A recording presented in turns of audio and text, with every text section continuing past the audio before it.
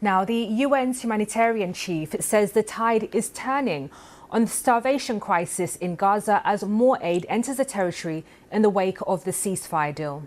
Tom Fletcher told the BBC the number of malnutrition cases is falling, and on average, the target of around 600 trucks of aid is entering each day, carrying food, medical supplies and fuel. But he warned much more is needed to meet the requirements of the population. He began by giving us an update on what he's seeing on the ground.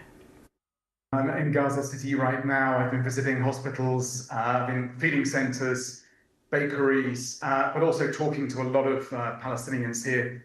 So much of the Gaza Strip now is a wasteland. It's rubble. And people are picking through the rubble for bodies.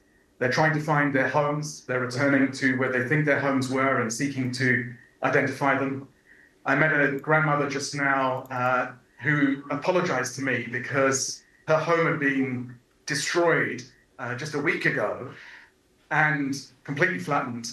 And she was apologizing to me because she couldn't offer me a cup of tea. And, you know, that just demonstrates the dignity and the resolve of so many people here to rebuild, but also the utter devastation. We have an enormous job ahead of us to stabilize the situation, to stop the starvation, to get the hospitals open, to get kids back in school. We've started to do that and we're having an impact already, but being here on the ground, it's an overwhelming task. Overwhelming, and how easy or how challenging has it been for you to resume or resume your operations there in Gaza City? It's immensely challenging. I mean, I've driven up and down the roads that we've been clearing over the last few days that were actually impossible to bring our lorries along because they were blocked by rubble and by dead bodies and by the carnage of war. We're making a lot of progress clearing those roads now, including the north-south artery, really, the Al Saladin road on which we depend so much. This is a huge job. We need to get all the crossings open. We are getting hundreds of trucks in a day now and thousands of trucks a week. That's a big shift from where we were before President Trump's ceasefire deal. And I was in Sharm el-Sheikh with world leaders as they signed that earlier this week. So there is that upsurge, and we have a 60-day plan. We're trying to get meals to 1 million people every day. I was at a bakery yesterday where we're now, as of yesterday, producing 300,000 pieces of bread a day. We're trying to get the health sector up and running, and I've just come from a hospital that UNICEF are supporting. We're trying to get 700,000 kids back into school and get thousands of tents in every week for what will be a very grim, cold winter. This is a massive job, but we have a plan and we need the international community to come strongly in behind it.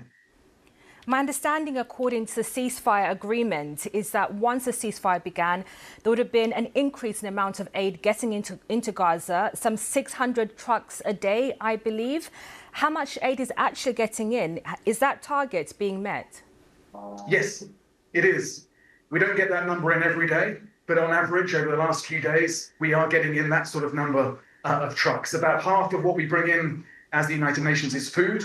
A lot of it is medical supplies and tents. Fuel has been incredibly important. Part of what we bring in is already making a difference to so many of the projects here that have been without that fuel. Cooking gas. A few days ago, we got cooking gas in for the first time in months, and people here are telling me that's making a difference to their lives. So we are now, as a result of this ceasefire deal, shifting significantly more aid. But we need to go much, much further. We need an avalanche of aid over the weeks ahead. We need to ensure this overwhelming amount of support comes in, that we sustain that attention. And beyond the humanitarian crisis that we're seeking to meet the challenge of, we must also then think about how do we reconstruct Gaza, and how do we rebuild? And ultimately, how do we rebuild hope? Because everyone here tells me that they want to go back to the ruins of their buildings and they want to start again. And they've had enough of this war. They want to start again. And over the last few months, over the last 2 years, we've seen those shocking images from Gaza, malnourished children, malnourished women. How quickly do you think you'll be able to reduce the hunger levels there in the territory?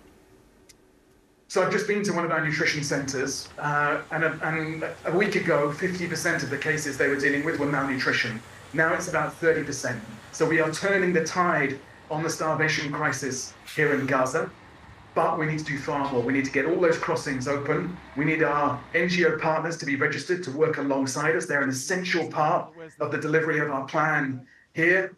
We need much, much more aid to come in. We need an outpouring of generosity to fill the pipeline of aid and get our convoys full of food.